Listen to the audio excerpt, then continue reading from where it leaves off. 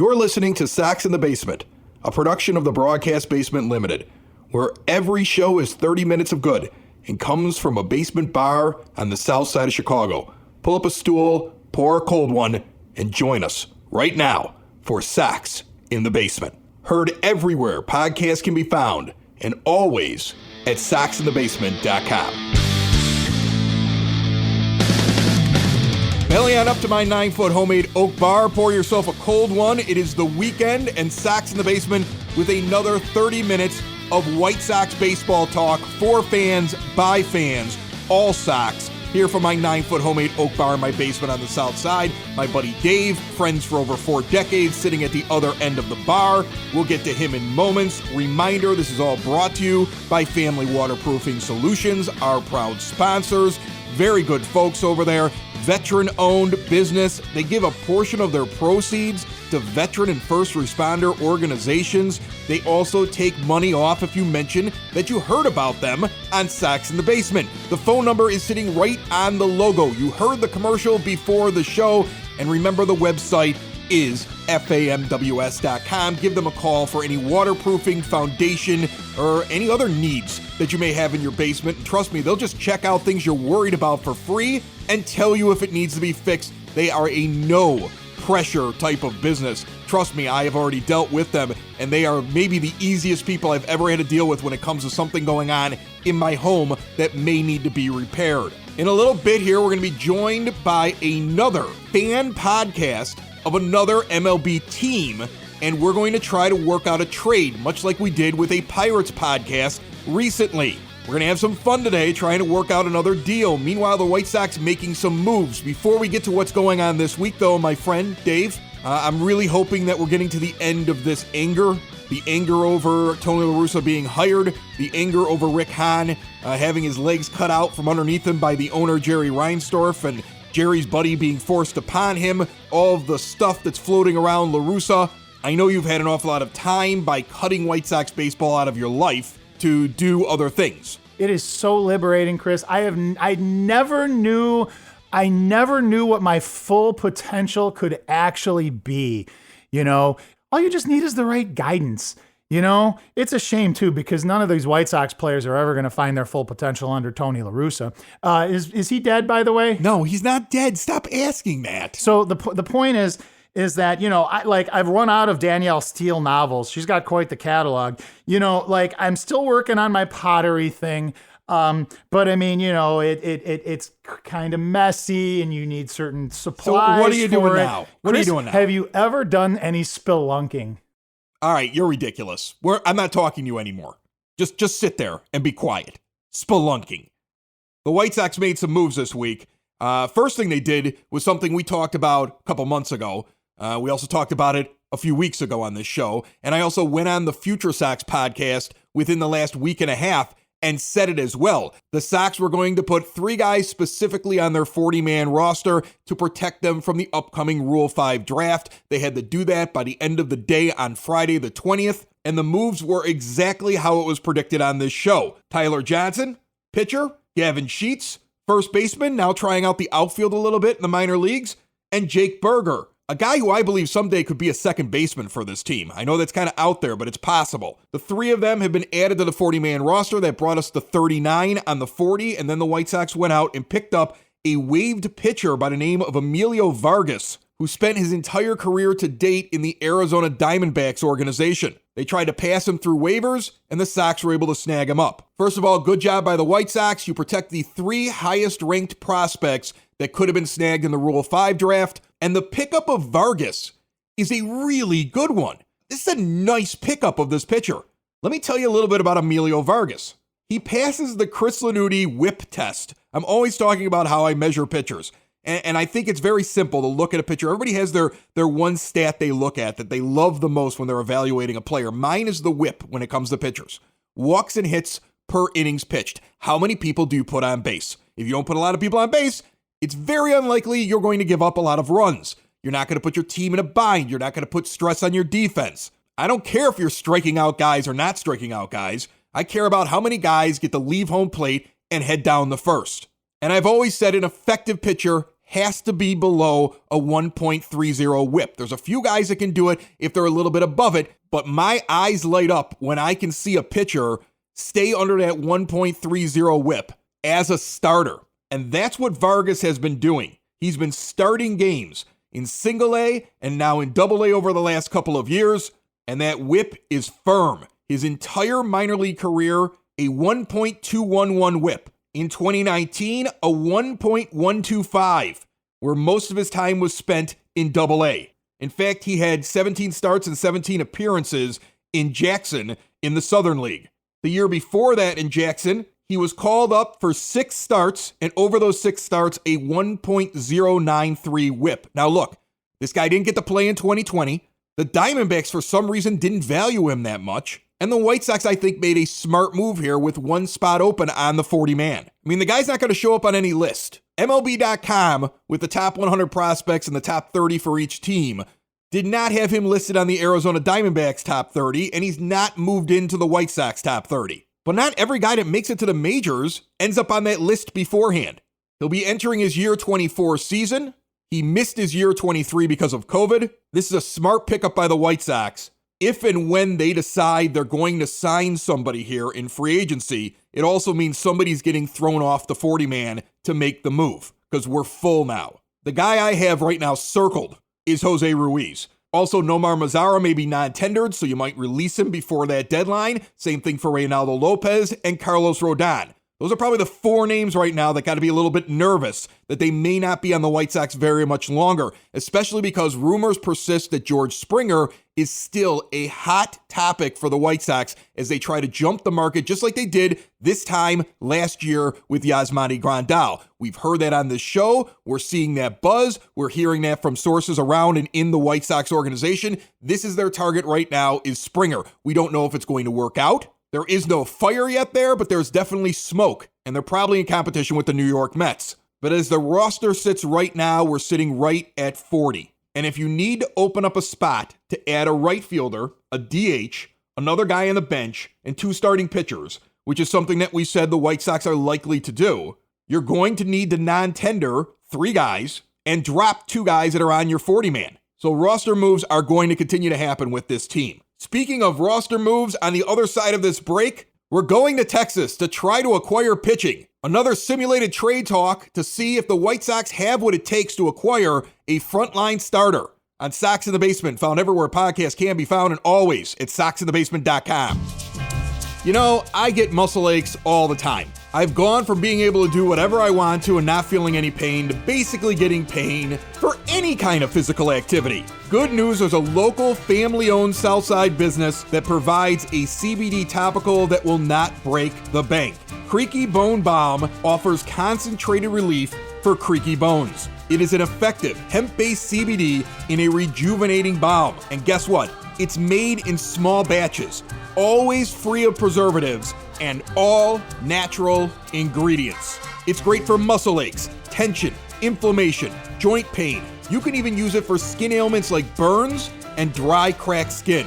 Right now, go to creakybone.com and use the promo code BASEMENT. Get 20% off your order. Whether it's physical activity or off-season stress, Creaky Bone's gonna help you out. Use that promo code BASEMENT, 20% off your order right now at creakybone.com. Once again, joined by another Major League Baseball team's fan podcast. This podcast covers the Texas Rangers, the Rangers Nation podcast, and on the line with me right now, the Recliner Nerd. Sir, how are you? Hey, I'm doing good. Chris, how are you, bud? I'm doing great. I'm having a blast doing this. What we do is we reach out to other podcasts that cover Major League Baseball teams and see if we can work out a trade. Sox in the Basement is a podcast that's for fans and by fans, and you guys seem like some regular old Ranger fans that sit around and do a fun little podcast covering the Texas Rangers. And wasn't an exciting season for you, not as exciting as ours was in 2020. Tell me a little bit about how you and your fan base see the Rangers this offseason. Is it a build? Is it a retool? Is it we're only a couple pieces away? Like, what are you guys looking for? Yeah, so the Rangers took a step back this year. Actually, I think going into the season, if you remember before the season, the Rangers made the trade after they were one of the teams that was thought to be in on Anthony Rendon. ended up not getting him, and went to the second phase of that. They ended up signing Todd Frazier, which was a very different player than Anthony Rendon, but made the trade for Corey Kluber with the Indians. And so the rotation coming into 2020 was probably, I mean, you had Lance Lynn, Mike Minor, Corey Kluber, Kyle Gibson, and Jordan Lyles. And that was, by some, even some in talking heads throughout baseball, thought to be maybe one of, if not the best rotation in the American League. If those guys all hit and did what they were capable of doing, what Minor had done the year before. Lance Lynn, of course, is a hoss no matter where he's at, and has really turned it on in Texas. And then, Corey Kluber threw one inning and was gone for the year. Mike Minor wasn't the way he was. Gibson was fine and serviceable, but we had no offense. When you got to score, and you can't score, that's where things fall apart. And so the Rangers came out after the season. They fell back. They traded away Minor, got something decent back for, got a couple of minor league players from the Oakland for Minor. Lance Lynn they were asking for more, but their understanding was from John. Now, let me be clear too. I'm also credentialed, so I get to sit in with some of these guys on interviews and see what's going on with the Rangers. And John Daniels said that talks for Lance Lynn, even though they didn't come down by the August 31st deadline, there were still some teams they were talking with that this could continue into the offseason, and that deal's not dead. So he is definitely possibly on the block, and they said they were not going to spend more money, and this year was about letting the kids play, and basically we're stepped back and we're more falling a little more back into our rebuild. So we're probably still a couple of years away. All right. Well, that's music to my ears as a White Sox fan because we're ready to go, baby. All right. First off, before we start the trade, I'd like to do, would you like Nomar Mazara back? Can we just give him to you? Maybe you could send us a bucket of balls. How did you rip us off on that thing? It's not like we gave you anything that was that great. It was just two friends who hang out with each other. It's obvious that Han and Daniels are like buddies. They're like, we haven't made any real moves here in the winter meetings. You guys want to swap a few guys that really don't mean much? But you can have him back, man, because I don't think he's getting offered arbitration. I think he's going to be non-tendered. Yeah, I saw that. He really look. Mazara was amazing coming up, and when he first got to the Rangers, he started out hot. That guy has got major power. I mean, that guy can hit the ball a long way, 500 feet easy if he gets a hold of it. But he's got some swing. He's got some miss in his swing there. We'll take him back, but we're not giving back Walker Steele. We like him. So if you want us to just take him, I'll send over a bucket of balls, or maybe, you know what? How about an Uber account, and then y'all can give that to La Russa after every game to make sure he's got a ride home. So, oh, sick burn. I love it. That's awesome. All right. So I was looking at your team, and I heard that you listened to us speak with the Pirates podcast last week. So you kind of know how this goes. Very much like that team, you guys are very light in the MLB top 100 prospect list. You have the 50th and 69th highest prospects in Josh Young and Sam Huff. And that's it. Sam Huff, right. Nice looking player, by the way. I snagged him up in fantasy baseball and think that he's going to be a guy that's going to provide a lot of offense. And I would be excited if the Rangers played him an awful lot in 2021. That said, looking at what's going on right now down the minor leagues, you need to add some pieces. You need to find some guys. I want to continue those talks that I believe were going on between the White Sox and the Rangers for Lance Lynn. We've heard an awful lot about the fact that the White Sox were kicking the tires and seeing if they could get something done before the trade deadline. There is still some buzz around here that the Sox would still be interested in him. In the end, though, it's only 1 year. Right. So I'm not breaking the bank to pick up a guy who's coming off, let's be honest, his best 2 years, with the exception of his all-star season when he was 25 years old, right, way back at the beginning of his career. These last 2 seasons have really been his best. But I just don't know. I mean, I'm expecting good things from him, but there's no guarantee I have him past 2021. So that's where I'm looking at it. I don't know if you've looked at my team or anything like that, but what are you interested in? Well, there's a couple ways. So the Rangers want a couple of things. First of all, what they would love to have is a good middle infielder or a corner bat, maybe some outfield help, or they want controllable pitching. The guys that you have that that I love, there's no way Lance Lynn's going to bring that back. That's just not going to happen as far as fielding players that play out in the field. So someone like a Madrigal or a Vaughn, that's not happening. That's a blockbuster deal, so that's not going to happen. So you're probably looking, if you're going to switch out Lance Lynn, who's going to obviously slide into your rotation right away, you're looking maybe at something on a straight up basis, maybe someone in return that could do the same that's more controllable, maybe like a Lynn for Cease or a Lynn for Dunning, straight up. I think the Rangers would listen to that.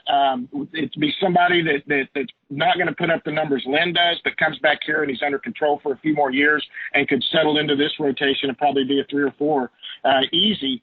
That's something that on a start like that, I don't know if the Sox are willing to give up one of their major league youngsters there on that, but I'm sure the Rangers would listen straight up. If I went straight up and gave you Reynaldo Lopez, would you be interested in him? No, you'd have to add something on Lopez. Lopez would add something else. Now, don't get me wrong. Lopez and maybe something, Lopez isn't bad, but you're probably, to go along with Lopez, they're going to ask for the moon and probably try to get someone like a Thompson or a Stever to go along with it. If you're not going to go with someone that's major league ready, you're going to have someone close that maybe, like I said, Lopez or Stever. Maybe you're looking at something like a Stever and even going, if you get someone like Stever, who's in your top, what is he, your number 7 prospect, a good young pitcher, right on the cusp of coming into the major leagues. They probably want something else, but maybe go down lower, something like a Lennon Sosa or a Gavin Sheets down lower down there, maybe something like a Stever Sheets, something like that. Sox may not be willing to part with that. And, and the Rangers, look, there's all this talk about the Rangers could hang on to Lynn and try to extend him. They're not going to do that. They've said they're going young. I love the guy. Would love him to anchor a rotation, but the guy's 33 years old. He is open to extending, so he might be somebody that goes into someone like Chicago, get a trade, get it together, and he's willing to listen to a couple-year extension on there, and you have him for 2 or 3 years. And even if he's not the ace of your staff, that guy's going to eat innings. I'm interested in making this deal now because I've heard a couple of names here. So now I feel like the White Sox have a lot of young pitching. And in my mind, you never know how a pitching prospect's going to work out. For every Lucas Giolito that struggles, gets it together, and now is up at the top of your rotation, you've got a Reynaldo Lopez who I'm trying to deal to you, and you're laughing at me saying I need something else. I think that's just how this whole thing works. So I look at what the White Sox have, and I think to myself, all right, looking at what they have, knowing that they're probably going to go out and pick up a couple of free agent pitchers, you don't need all these pitching prospects. I would make a deal, but I'm still not ready to give up Dylan Cease. And I'm still not ready. I don't want to give up on a Dane Dunning because I think Dane Dunning can end up being our 5th starter this year. So I don't want to give up on them, but I am interested. I would make a deal where I would throw a Jonathan Stever your way. And then you mentioned a player that's a little bit lower down on the list in Lennon Sosa.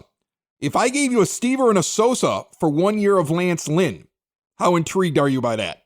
My ears have perked up. Look, we're obviously not going to compete for the West. You've got the Astros coming back, although they're not going to be as good. I think the team to beat in the West is going to be the A's, and watch out for the Mariners. That's somebody that I think they're on the rise, which makes me sick to my stomach. But, the Rangers just aren't there yet. And so I'm listening. Sosa down low, Stever is another one to have, another young arm. Look, the Rangers have a bunch of these guys, the guys that could easily slide into a rotation that need to get the innings. Someone like a Joe Palumbo, a Taylor Hearn.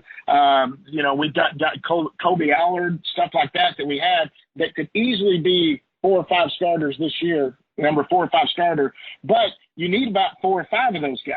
You need 2 that can do your 4th and 5th starters, and 2 or 3 that are down in AAA eating innings and kind of rotating, because they're not going to get 150 to 200 innings. They're not ready. Their arms probably aren't there yet.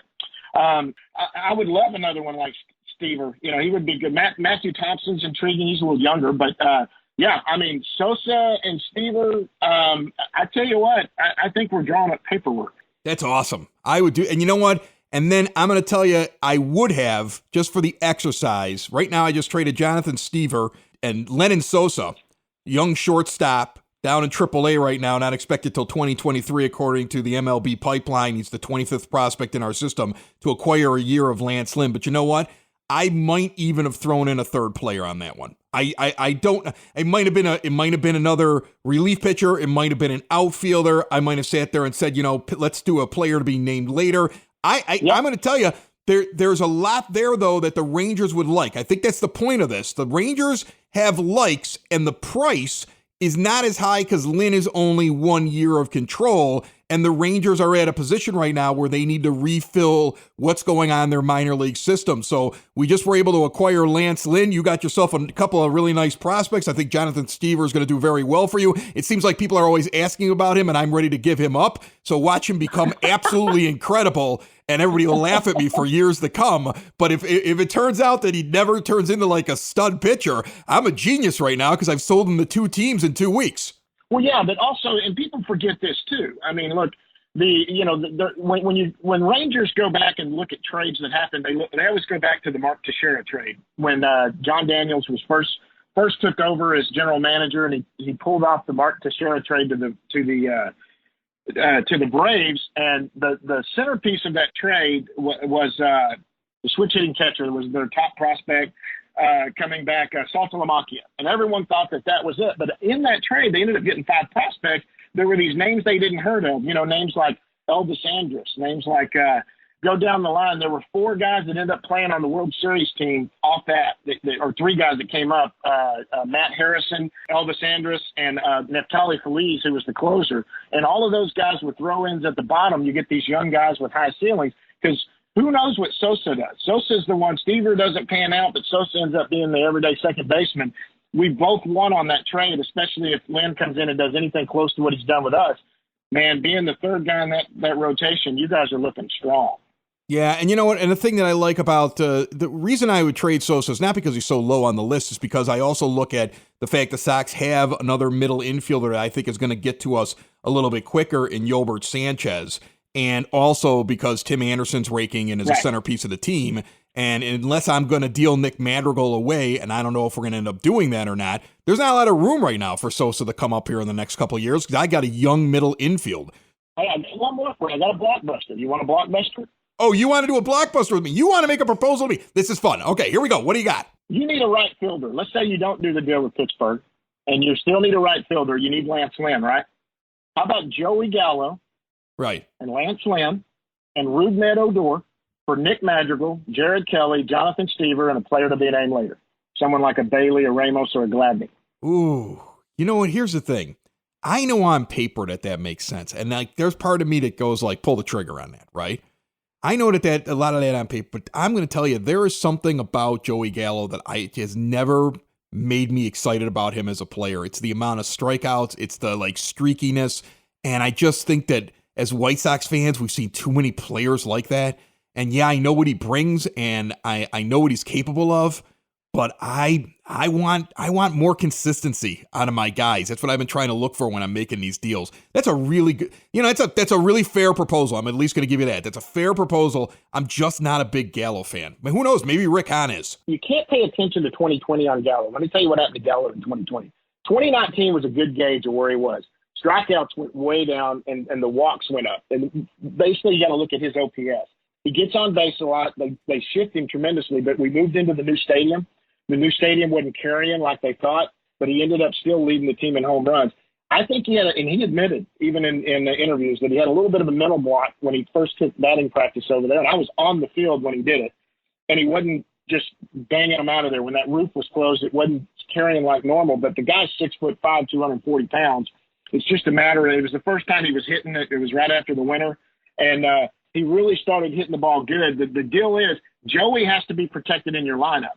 So you need someone like Jose Abreu or someone like that in the lineup. When he was there and he had, in 2019, he had some good bats there with him. And he started out the season, made the All-Star game. When you had to pitch to Joey Gallo, he would make you pay for it. He's got a great eye. He gets on base and walks a lot. He does have a strikeout, but that's because he swings from his heels. And that's the way he was taught to hit. He started bunting more last year, and towards the last month of the season, his numbers weren't bad at all.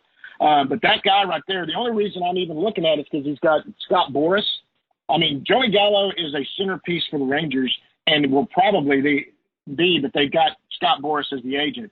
So you know how that works with Boras. He usually takes them to free agency. I think Gallo's available for free agency in 2023 after his arbitration years. But that guy right there. And see, Odor is the one that's in everybody's he's in the outhouse here in Texas. Everyone's tired of Odor for the contract he signed. But if I'm getting Madrigal back, you're going to need a second baseman. And that guy hit 30 home runs 3 years, but he's only hitting about 200. I think he needs to be what people didn't understand with Odor, and I kept screaming, is he doesn't need to be a 1, 2, or 3 hitter. He needs to be an 8 or 9 hitter in the lineup. That's where he needs to be. He's going to see more pitches down there after, going through the front 6 or 7 for you guys. I bet he hits 250, 25, 30 home runs and gets on base a lot more. But he's got that $14 million a year contract, and that's what we're asking you to take off our hands. I mean, on one hand, what you're doing is you're solving an awful lot of problems with one big trade, right? And it doesn't feel like I'm giving up an absolute ton for it. It really doesn't. It doesn't seem like I'm giving up a ton. And I'm just kind of giving you guys a chance to get out from underneath a few things. And so part of me wants to go, yeah, sure. And the other part of me goes, there's something I'm missing here. I would definitely, like you said earlier, you perked my ears, you piqued my interest with that one. I'll be curious to see what Sox in the Basement listeners think about that proposal. And yeah, I mean, the White Sox might need to call you back on that one. So I really appreciate you joining me once again, folks. If you ever want to hear about the Rangers, it's the Rangers Nation podcast. Okay, go check out the Recliner Nerd and the rest of his crew as they sit down and they talk Rangers. You're available on iTunes, I saw that, or Apple Podcasts. Everywhere there's a podcast, we're on it. Yeah. There you go. Excellent job, Recliner Nerd. I appreciate it. Maybe we'll catch up again in the regular season when the Sox play the Rangers. You got it, Chris. We'll see you, buddy. Sox in the Basement listeners, do the hard work. And if you're a hardworking man or woman on the South Side, you need to be outfitted properly. And that's why you should visit Red Wing Shoes in Evergreen Park, New Lenox, and Geneva. A work boots specialty store that carries sizes from 6 to 16 and feet as wide as 4E. A 115-year-old company that came out of Red Wing, Minnesota. And one of its largest stores in the entire Midwest is in Evergreen Park, Illinois, ever since 1976. When you're on your feet, the footwear is everything. So why not get an expert fitting? They warranty, repair, and offer free conditioning with laces. And they also carry Carhartt work clothing as well. Located at 3347 West 95th Street in Evergreen Park, Illinois, at 208 East Maple Street on Route 30 in New Lenox, or at 1749 South Randall Road in Geneva. Visit them today. You work hard. You've earned it. Red Wing Shoes. You know what I enjoy about sitting with another podcast and trying to work out a trade is that you realize that other fans, look, they love their players just as much as we love our players, but they're willing to give up their players, and the guys they're interested in, you're kind of surprised. Like, there was an admission right there. We don't need one of your top guys. We don't expect one of your top guys for Lance Lynn. But the other thing I take from that conversation, just like last week with the Pirates podcast, Nick Madrigal is somebody that all these teams are interested in. Like, he's getting mentioned every time somebody comes and talks to the White Sox or the White Sox knock on somebody's door. That's the impression I'm getting so far early on in this exercise. And the fact that Jonathan Stever is a popular candidate to be acquired. Before we get out of here, it sounds like Miguel Cairo is your new bench coach to sit next to Tony La Russa. So now a new pitching coach and a new bench coach as the staff is slowly coming together. Cairo actually played for La Russa when he was with the Cardinals. He played for a lot of teams over 17 years. So he has a connection with Tony. He also was a special assistant to Reds general manager Walt Jocketty and Dick Williams. For 5 years, Jocketty and La Russa have a good relationship. And he most recently was a Yankees minor league infield coordinator. And I'm going to tell you something. I like the hire. I like this hire as much as I liked the pitching coach hire.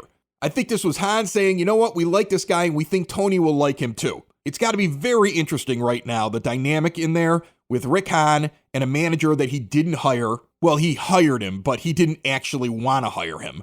But it's good news that they're working together and finding candidates. Now let's go get some pitching and a right fielder. Next show on Sox in the Basement, Jason Martinez from Fangraphs is going to sit down and talk with us. Really want to dive into some additions that the White Sox may make and also Fangraphs observations about the White Sox in 2020 and what they may look like in 2021. Thanks for tuning in this weekend. Sorry there was a bit of a delay. Sometimes you got to put family first. My daughter turned 15. Yes, I have a 15-year-old daughter now. She wants a learner's permit and freedom. This is why I built a bar in my basement. Tip for all the young dads out there, get one of those for yourself.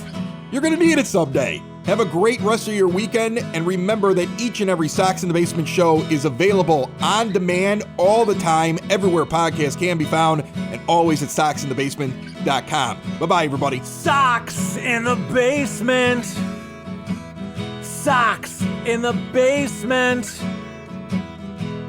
Sox in the basement. Sox in the Basement. Heard everywhere podcasts can be found, and always on soxinthebasement.com.